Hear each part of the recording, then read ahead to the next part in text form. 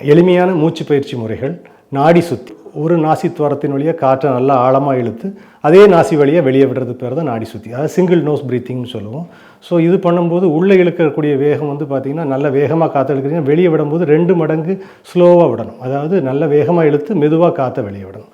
ரெண்டாவது பிராணாயாமம்னு சொல்லுவோம். அதாவது இது எப்படின்னா ஒரு நாசி துவாரத்து வழியாக காற்றை இழுத்து அடுத்த நாசி, இப்போ வலது பக்கம் இழுக்கிறீங்கன்னா இடது பக்கம் காற்றை விடணும், இடது பக்கம் இழுக்கிறீங்கன்னா வலது பக்கம் விடணும். இது பிராணாயாமம்னு சொல்லுவோம், டபுள் நோஸ் ப்ரீத்திங்.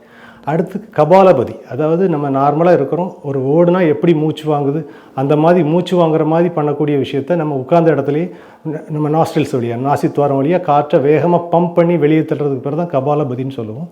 ஸோ இந்த மூச்சு பயிற்சிகள்லாம் பண்ணுறது மூலமாக இந்த குளிர்காலத்தில் சைனசைட்டிஸ் இல்லைனா ஒரு சளி தொந்தரவுகள் இந்த மாதிரி இருக்கிறவங்களுக்கு நேசல் கிளியரன்ஸ் கிடைக்கும் முதல்ல.